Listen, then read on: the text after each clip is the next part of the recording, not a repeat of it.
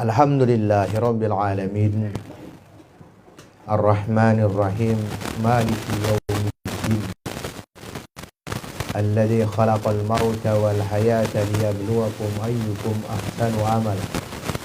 Ashhadu an la ilaha illallah wa ashhadu anna Muhammadan abduhu wa rasuluh la nabiyya wa la rasula ba'da.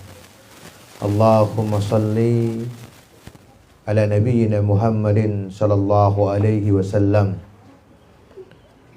Qala Allah ta'ala fil Qur'anil Karim wa huwa asdaqul qailin. Bismillahirrahmanirrahim. Ya ayyuhalladzina amanu taqullaha haqqa tuqatih wa la tamutunna illa wa antum muslimun. Wa qala ya ayyuhalladzina amanu taqullaha wa qulu qawlan sadida yuslih lakum a'malakum wa yaghfir lakum dzunubakum wa may yuti'illaha wa rasulahu faqad faza fawzan 'azima. Wa qala Rasulullah sallallahu alaihi wasallam ittaqillaha haitsuma kunta wadbi sayyatal hasanata tamhuha wa khaliqin nas bihulukin hasanin. Amma ba'd. Ibu-ibu yang dirahmati oleh Allah Subhanahu wa taala, marilah yang paling utama dan yang pertama kita panjatkan puji syukur kehadirat Allah Subhanahu wa taala atas segala keberkahannya, atas segala rahmat yang diturunkan kepada kita, atas segala pertolongan yang diberikan juga kepada kita, sehingga sore hari ini walaupun dalam suasana yang mendung kita masih bisa hadir di tempat kajian kita untuk sama-sama mentelaah, sama-sama mentadaburi, sama-sama belajar bagaimana menjadi insan atau menjadi manusia-manusia yang mendapatkan keridhaan Allah Subhanahu wa taala, dan juga sekaligus belajar menggapai rahmat dan keridhaan Allah juga. Maka untuk itu marilah senantiasa kita menjadikan segala aktivitas kita bernilai ibadah di sisi Allah. Menjadikan segala lisan yang terucap atau perkataan yang terucap dari lisan kita perkataan-perkataan yang thayyibah, perkataan-perkataan yang baik, perkataan-perkataan yang mendatangkan keridhaan Allah, perkataan-perkataan yang bermanfaat. Begitu juga kita tingkatkan segala amal soleh kita, amal kebajikan kita, amal ibadah kita.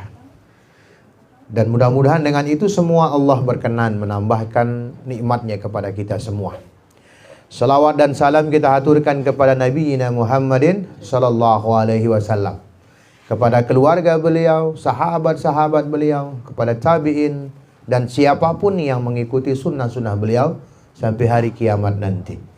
Dan kita bermohon kepada Allah menjadi salah satu umat yang tetap tabah, tetap tegar menjalankan sunnah-sunnah Rasulullah SAW dalam segala lini kehidupan kita, dan itu insya Allah menjadi asbab syafaat beliau kepada kita semua.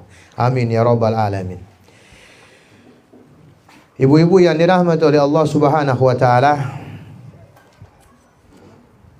alhamdulillah kita masih dalam mempelajari tentang rumah tangga yang islami, yang hari ini kita akan membahas tentang berapa poin atau berapa karakteristik membangun rumah tangga yang islami, atau membangun rumah tangga yang dikehendaki oleh Islam, atau membangun rumah tangga yang diridhoi oleh Allah Subhanahu wa taala sehingga tercapai tujuan dari rumah tangga atau keluarga itu sendiri. Yang kita ketahui pasti setiap keluarga dan pasangan yang akan menikah dan maupun yang sudah menikah mendambakan kehidupan keluarga yang sakinah, mawaddah, warahmah. Mendambakan kehidupan keluarga yang berisi kebahagiaan. Mendambakan kehidupan yang taat kepada Allah, tidak dapat menjadi masalah-masalah dalam kehidupan. Kehidupan yang dikaruniai anak-anak yang soleh dan solehah. Kehidupan yang didambakan oleh semua orang. Kehidupan yang memiliki kenyamanan dalam meniti kehidupan itu. Tapi kadang-kadang kita hanya berharap tanpa mau mewujudkannya. Kita ngerti tujuan pernikahan itu litaskunu ilaiha, ya kan? Untuk mendapatkan kenyamanan dalam hidup. Tapi usaha untuk itu nggak ada. Sebagaimana anak-anak sekolah yang tahu jadwal ujiannya tapi dia nggak mau belajar. Ya kan? Begitu juga kehidupan rumah tangga yang merasa kehidupan rumah tangganya tidak dilandasi oleh keridhaan Allah, sadarnya ketika sudah akan berpisah. Maka perlu kita untuk mengurai kembali, walaupun ada yang sudah nikah 10 tahun, 20 tahun, ya kan, ataupun baru menikah, maka perlu kita kembali mengorek, ya, menata kembali kehidupan kita, karena tidak ada kata terlambat dalam kehidupan, ya kan, tidak ada, ya kan. Dan yang harus kita pahami adalah satu poin penting dalam kehidupan itu adalah keimanan. Kemarin juga kita sudah sampaikan, keimanan adalah pondasi kebaikan. Dan sekarang kita harus tahu bahwa kebaikan itu haruslah berlandaskan keimanan. Begitu juga rumah tangga. Rumah tangga yang diridhoi oleh Allah Subhanahu wa ta'ala. Rumah tangga yang akan membawa ke surga. Rumah tangga yang mendatangkan keridhaan Allah, ampunan Allah, rahmat Allah. Tentunya kehidupan rumah tangga yang mendasari dirinya dengan keimanan. Ngumbe-ngumbe bagus, si tenggawe atau miek keluarga ente bahagia, mendikna berlandaskan keimanan darak gunena. Tidak ada, ya, karena tidak mendatangkan keridhaan, tidak mendatangkan ampunan dari Allah Subhanahu wa ta'ala. Itulah kenapa dasar penciptaan manusia itu adalah ibadah. Wa ma khalaqtul jinna wal insa illa liya'budun. Tidaklah aku ciptakan jin dan manusia, kata Allah, melainkan hanya untuk beribadah kepada aku. Maka dalam setiap realita kehidupan apapun yang kita alami, landasannya ibadah. Landasannya harus mendatangkan pahala ibadah. Dan berumah tangga itu adalah ibadah terpanjang. Ya, karena banyak sekali keridhaan Allah itu ada dalam keluarga, ya kan? Itulah kenapa atas kesadaran itu Allah sampaikan dalam Quran surat At-Tahrim, ya kan, surat ke-66 ayat 6. Allah berfirman, Bismillahirrahmanirrahim, ya ayyuhalladzina amanu qu anfusakum wa ahlikum nara. Wa quduhan nasu wal hijarah 'alaiha malaikatun gilaz syidad la ya'sunallah ma amarahum wa yaf'aluna ma yu'marun. Allah berfirman, wahai orang-orang yang beriman, peliharalah dirimu dan keluargamu dari api neraka. Kenapa? Ya kan? Kenapa? Ya kan? Kenapa Allah sampai menyatakan, ya kan, pelihara dirimu dan keluargamu dari api neraka? Karena apa? Di balik semua itu, poin-poin keridhaan Allah banyak terdapat dalam keluarga. Dan sebaliknya, permasalahan-permasalahan keluarga banyak yang menjerumuskan orang menuju neraka. Banyak sekali problem-problem keluarga yang justru akan mendekatkan kita kepada kehidupan neraka. Seorang istri yang nggak taat sama suaminya misalnya, membawa ke neraka. Atau suami yang tidak mau menghidupi keluarganya juga membawa ke neraka. Ibu dan bapak yang tidak mau peduli tentang pendidikan anak-anaknya juga membawa ke neraka. Luwes sekali, ya kan? Banyak sekali permasalahan-permasalahan keluarga yang justru akan membawa kita kepada kemurkaan Allah Subhanahu wa ta'ala. Maka penting bagi kita untuk menjaga diri dan keluarga dari api neraka. Dan gak cukup itu, Allah menggambarkan neraka langsung di ayat ini, ya kan? Api neraka yang bahan bakarnya adalah manusia dan batu. Penjaganya malaikat-malaikat yang kasar, keras, ya kan? Dan mereka, para malaikat, tidak pernah mendurhakai Allah. Mereka taat terhadap apa yang diperintahkan Allah kepada mereka dan selalu mengerjakan apa yang Allah perintahkan kepada mereka. Dia bau gan nyogok malaikat, itu bau, ya kan? Nggak bisa. Semua sudah ditentukan oleh Allah dan malaikat hanya menjalankan perintah-perintah Allah. Itu dia. Ini poin pentingnya, ya kan? Jadi keluarga yang mana yang diridhoi oleh Allah? Keluarga yang mendasarkan kehidupannya atas dasar keimanan kepada Allah. Ya, maka karakteristik yang pertama dalam membangun rumah tangga Islami, membangun ketaatan. Ya kan? Harus ada ketaatan dalam kehidupan keluarga. Kita ambil poin penting dari Quran surat An-Nisa ayat 59. Ya ayyuhalladzina amanu atiullah wa atiur rasul wa ulil amri minkum. Ya kan? Karena keluarga, rumah tangga itu miniatur pemerintahan, ya kan? Di situ ada kepala rumah tangga, ya kan? Ada bapak, ada suami, ada istri, ya kan? Ya kan? Ya. Kenapa ibu-ibu dengar tangisan? Itu kebahagiaan, gak usah susah. Kalau ada bayi nangis, nikmatin saja, itu kebahagiaan. Bayangkan kalau bayi nggak bisa nangis. Maka caranya mendiamkannya sesuai dengan kondisinya, ya kan. Karena bayi itu kan bahasanya bahasa tangisan.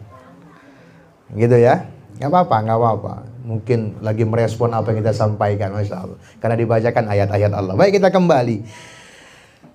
Pondasi pertama dari karakteristik membangun rumah tangga yang Islami itu adalah ketaatan. Ketaatan kepada Allah, ketaatan kepada Rasulullah SAW, dan ketaatan kepada pemimpin. Artinya ketika ada di situ rumah tangga, suami, maka wajib kita taat kepada suami. Ya. Tapi ada batasan ketaatannya.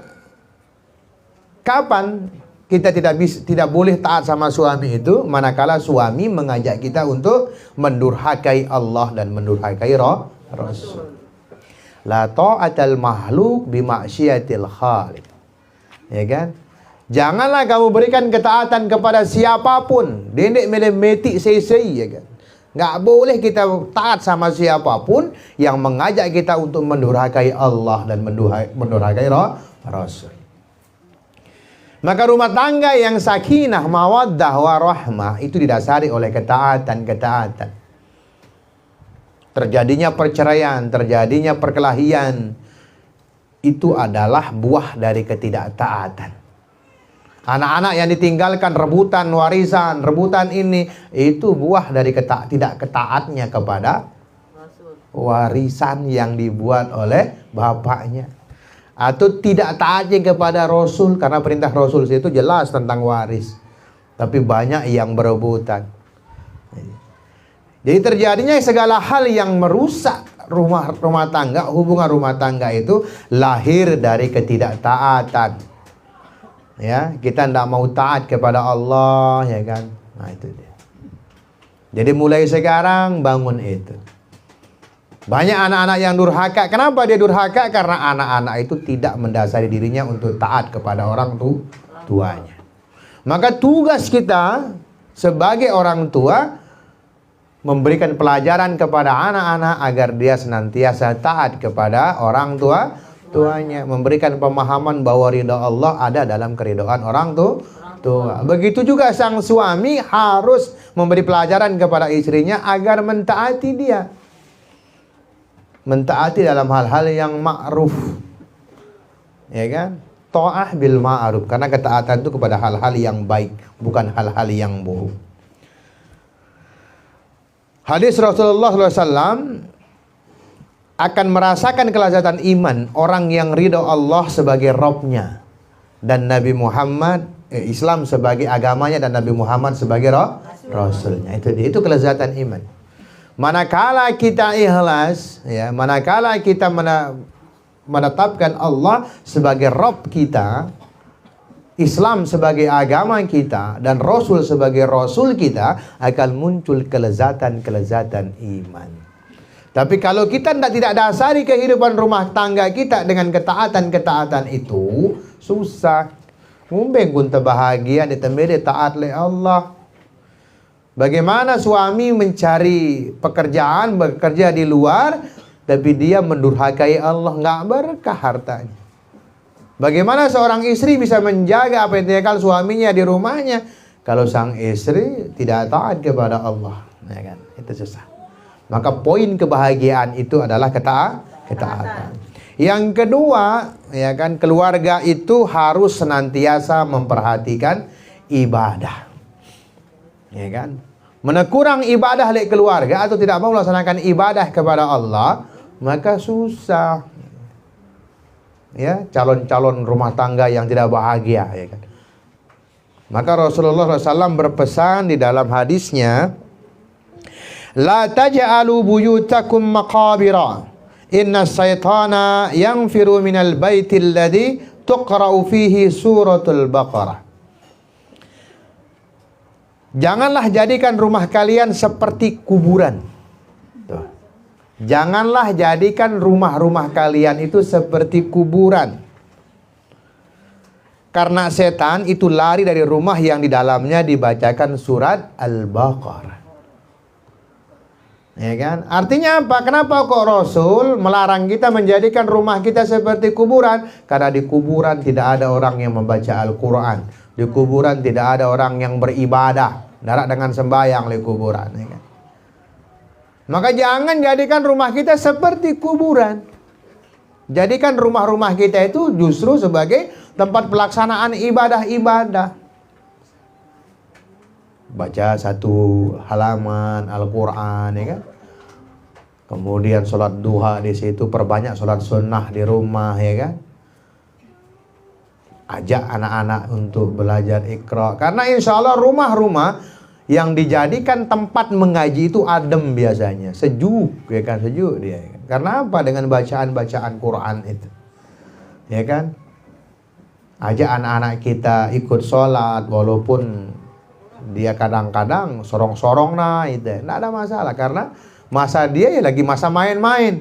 Kadang-kadang betak na kereng ta, kadang-kadang betak na telekung ta, nggak ada masalah, ya kan. Ya kan, nggak ada masalah, nikmatin saja, ya kan. Nikmati saja. Karena Rasulullah SAW mencontohkan luar biasa. Ketika cucunya naik di punggungnya, dilamain, ya kan, sampai cucunya turun dari punggungnya. Nangis anaknya, nangis pepuna, umbekna, ya gitu. Ya kan? Ibadah. Jadi kan rumah itu ibadah. Nggak balenta jadi gosip doang, ya kan? Jangan, ya kan? Jangan rumah kita justru tempat pelaksanaan hal-hal maksiat. Nggak jiriang balenta, jangan sampai rumah kita justru tempat orang main judi, main dom, ya kan? Jangan, ya kan? Lebih sesat daripada kuburan itu, ya kan? Karena kuburan jarang orang berani main kartu di kuburan. Kok di rumah kita main kartu? Masya Allah, ya kan? Hati-hati, ya kan? Ini poin yang kedua. Karakteristik rumah tangga atau rumah tangga yang Islami itu adalah menjadikan rumah dia tempat ibadah, tidak seperti Quran. Artinya ya rajin dibacakan Quran. Ya kan, daripada ada nyetel dangdut lek balenda, dia kan nyetel murotal, ya kan. Atau kalau tidak bisa melepaskan musik-musik dangdutnya, ya kan. Ya sekali waktu matikan itu televisi, bunyikan apa namanya, atau cari channel-channel yang di situ juga banyak membaca Al-Quran. Dalam hadis yang lain diriwayatkan oleh Bukhari, Nabi SAW memerintahkan, ya kan, dalam sabdanya itu, muru auladakum bis shalah wa hum abna'u sab'i sinin wadribuhum 'alaiha wa hum abna'u ashrin wa farriqu bainahum fil madaji. Kata Rasulullah, perintahkanlah anak-anakmu menjalankan sholat jika mereka sudah berusia 7 tahun. Menuah usia 7 tahun, ya 7 tahun, saatnya kita perintahkan mereka sholat. Ya kan? Ajak mereka ikut sholat ke sholat. Mendik demele, kanggu, ndik tak kumbe-kumbe yang enggak bareh wahappu. Tapi ada hal yang lainnya, ya kan? Wadribuhum, ya kan? Maka pukul mereka kalau mereka sudah tidak mau sholat jika sudah berusia 10 tahun, ya kan? Karena sudah mulai remaja. Karena pembiasaan itu pada usia 7, ya kan, itu pembiasaan. Makanya anak-anak TK itu kan, kita siapkan untuk melaksanakan pembiasaan ibadah. Jadi di bawah umur 7 tahun itu banyak perintah-perintah. Maka jangan heran nanti kalau dia nonton video TK kita itu banyak perintah-perintah dari ibu gurunya. Memang harus banyak perintah, ya kan? Harus banyak diperintah. Nggak bosan-bosan. 10 kali, selai kali terperintah, tidak ada masalah. Itu masanya, ya kan? Dengan berbagai macam cara agar menarik, ya kan? Ada dengan didengarkan lagu-lagu. Ada yang dengan diajak bernyanyi, karena usia mereka playgroup, ya kan, bermain. Anak-anak itu usia itu memang usia bermain. Jangan rusak masa permainan mereka. Itu makanya jadi guru TK itu berat. Jadi jangan disalah-salahkan, ya kan? Itu teknis saja. Karena saya dengar ada juga yang protes, kenapa diajar nyanyi? Emang usia mereka lagi senang nyanyi, ya kan? Usia mereka lagi senang menari, ya kan? Tinggal diarahkan saja. Nah, itu. Usia-usia 7 tahun, usia-usia di bawah 7 tahun, usia-usia yang banyak harus diberikan perintah, ya kan? Itu dia. Karena para sahabat juga mencontohkan mendidik anaknya banyak dengan cara itu, ya kan? Ya kan? Kadang-kadang diajak jalan di tempat segala macam, itu teknis saja, ya kan? Memperhatikan ibadah, ya kan? Memperhatikan ibadah. Jadi jangan sampai di rumah tangga kita atau di rumah kita tidak pernah didirikan sholat di situ. Ya, dan ingat, ya kan, rumah yang tidak dibacakan Al-Baqarah, potensi jin setan masuk itu besar, ya kan. Dan setan takut dengan Al-Baqarah, takut dengan Al-Quran. Karakteristik yang ketiga yang harus dibangun dalam rumah tangga itu adalah akhlakul karimah, ya kan. Jangan salahkan anak-anak Anda nantinya tidak memperlihatkan akhlak yang baik. Jangan-jangan gara-gara kita tidak mengajarkan mereka akhlak yang baik di rumah kita. Ingat, rumah tangga itu adalah basis itu. Ingat, Rasulullah SAW itu diutus untuk menyempurnakan akhlak manusia. Innama bu'istu liutammima makarimal akhlak. Atau dalam redaksi yang lain, salihul akhlak, ya kan. Sesungguhnya aku diutus, kata baginda Rasulullah SAW, untuk menyempurnakan akhlak. Karena rumah tangga adalah dasar dari kehidupan itu, maka disitulah harus mulai ditanamkan akhlak-akhlak yang baik. Ya empuk, ibu-ibu, ya kan, mau merencanakan buat anak saja harus doa, ya kan, pakai akhlak, ya kan. Ya kan, ya gitu, berdoa. Suami istri sebelum melakukan harus berdoa dulu, ya kan. Melaksanakan sunnah-sunnah yang lain, bersihkan diri, berwudu segala macam, tuh hasilnya baik nanti. Kemudian juga di ruangan yang tertutup dipakai selimut segala macam, dimulai dengan hal yang baik. Apalagi sudah ada janin di perut, ya kan, sering dibacakan Quran, ya, sambil ngaji, ya. Kalau orang barat yang nggak ngerti Islam, disuruhnya kita mendengarkan musik klasik. Tapi apa yang paling klasik selain Al-Quran? Quran paling klasik. Ya, sebelum musik itu hadir, Quran sudah hadir, ya kan? Paling klasik, ya kan? Paling klasik itu Quran, sambil nimang anak, ya kan? Baca Quran, murojaah, hafalan, Masya Allah, ya kan, timang-timang. Apalagi ketika dia lahir, Masya Allah, ya kan.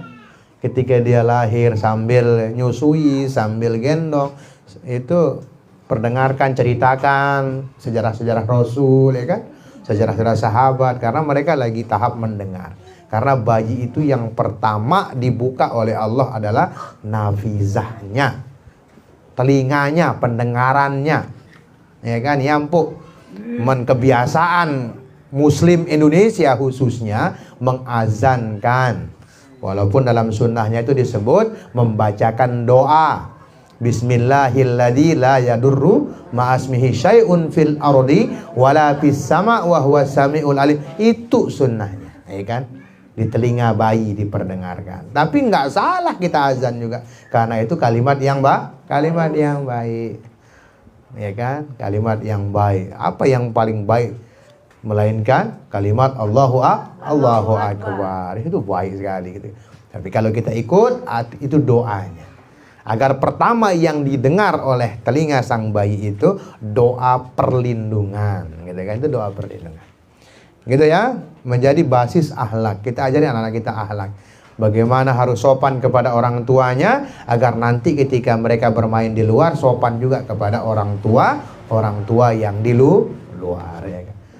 Bagaimana adab makan, bagaimana adab minum, bagaimana adab sholat, bagaimana adab bersuara, bercengkrama, ya, bermain, itu semuanya ada adab-adabnya.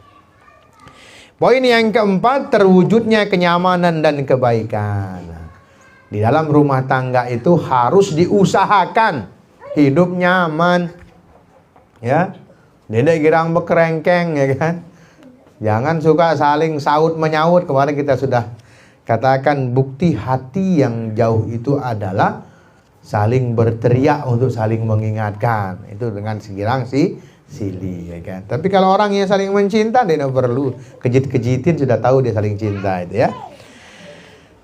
Ayat yang populer yang biasa dibaca, sudah hafal kita semua kan, wa min ayatihi an khalaqalakum min anfusikum azwaja litaskunu ilaiha wa ja'ala bainakum mawaddatan wa rahmah inna fi dzalika laayatil liqaumin yatafakkarun. Sebagian dari tanda-tanda keagungan Allah adalah Allah telah menciptakan istri-istri kalian dari jenis kalian sendiri, ya. Pada jenista, sama-sama manusia, ya kan, jadi nyaman. Coba kalau kita ditakdirkan nikah sama lain jenis, ya, aduh, dengan monyet, ya kan, dengan kuda, nggak bisa nyaman, ya kan. Tapi dengan manusia, dengan sesama manusia kita diberikan perintah oleh Allah untuk pasangan hidup, jadi nyaman, ya. Pak tahu tak, ya kan, semuanya lengkap. Agar kalian memperoleh ketenangan hidup bersamanya. Jadi poin penting kehidupan keluarga itu ketenangan. Ciptakan ketenangan, ya. Ciptakan ketenangan.